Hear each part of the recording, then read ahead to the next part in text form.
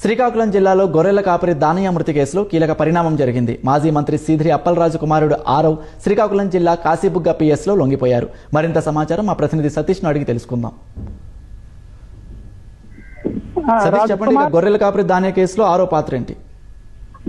రాజకుమార్, ఈ శుక్రవారం రాత్రి 9:30 ప్రాంతంలో కాశీబుగ్గ ఇండస్ట్రియల్ ఏరియా ప్రాంతంలో ద్విచక్ర వాహనం ఢీకొని దానయ్య అనే గొర్రెల కాపరి మృతి చెందారు. అయితే ఆ కేసులో ప్రధానంగా నిందితుడిగా ఆరోపిస్తున్న మాజీ మంత్రి సీదిరి అప్పలరాజు గారి కుమారుడు ఆరవ్ ఇప్పుడే పోలీస్ స్టేషన్ లో లొంగిపోయారు. లాయర్తో పాటు వచ్చి పోలీస్ స్టేషన్ లో లొంగిపోయారు. అయితే దీన్ని తొలుత వైసీపీ నేతలు మాజీ మంత్రి అప్పలరాజు కలిసి పక్కదారి పట్టించేందుకు ప్రయత్నించారు.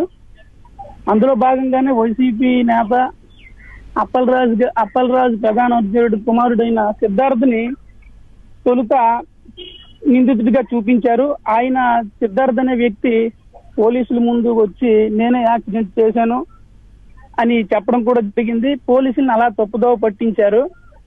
అయితే ఈ విషయం స్థానికంగా చర్చకి వచ్చి ప్రధాన నిందితుడు సిద్ధార్థ్ కాదు, అప్పలరాజు కుమారుడు ఆరవ్ అని తెలిసింది.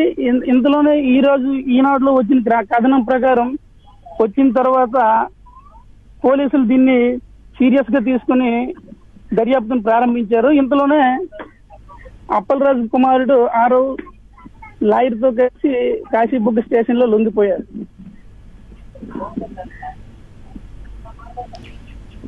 ధన్యవాదాలు సతీష్.